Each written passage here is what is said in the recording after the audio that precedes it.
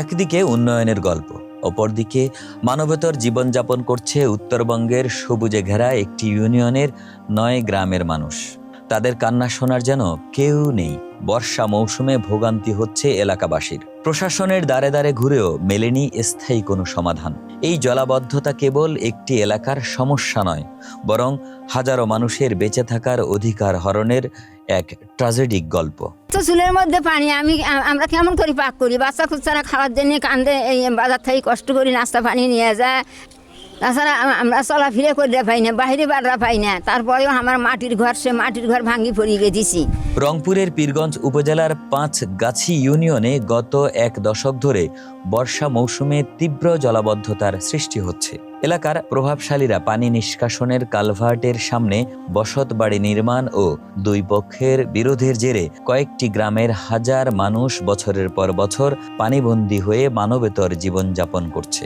উপজেলার ৯টি গ্রামের মানুষ বর্ষা মৌসুম এলেই পুরোপুরি পানিবন্দী হয়ে পড়েন। স্থানীয়দের অভিযোগ, এলাকার প্রভাবশালীদের কারণেই তাদের এই স্থায়ী ভোগান্তি। পানিবন্দিটা হচ্ছে একটা মানব সৃষ্ট।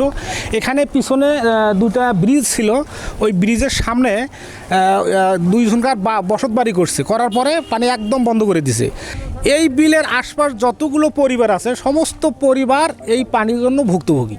পানির জন্য বাড়া করে পাচ্ছি না, বাজার ঘাট করবো তাকে হচ্ছে না। হ্যাঁ, সব কিছুই আমাদের বন্ধ। গরু বাছুর দেখো যায়, এই যে ঘর বান্ধা আছে ওই ঘরতেই আছে। জলাবদ্ধতার কারণে বর্ষা এলেই গ্রামীণ রাস্তাঘাট পানিতে তলিয়ে যায়, ফলে ব্যাহত হয় সাধারণ মানুষের স্বাভাবিক চলাচল। সবচাইতে বেশি দুর্ভোগে পড়ছে শিক্ষার্থীরা। কৃষিতেও এর মারাত্মক প্রভাব পড়েছে। বছরের পর বছর শুধু ইরি ধানের উপর নির্ভর করতে হচ্ছে স্থানীয়দের, যার ফলে কৃষকরা বড় ধরনের আর্থিক ক্ষতির সম্মুখীন হচ্ছেন। এখানে কোনো প্রকার আমন ধানের আবাদ হয় না, শুধু একটা সিজন হয়, যার ফলে এখানকার প্রায় লোক বেকার। গরু অগ্নি খুবই সমস্যার মধ্যে আছে। পুকুরের মাছটা সবাই হয়ে গেছে। গরু বাছুর দেখো যায়, এই যে ঘর বান্ধা আছে ওই ঘরতেই আছে।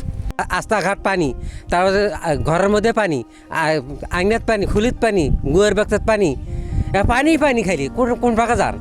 আমার চুলের মধ্যে পানি, চলাফেরা করে পাই না। আইনের মধ্যে পানি, গরু অগ্নি খুবই সমস্যার মধ্যে আছে।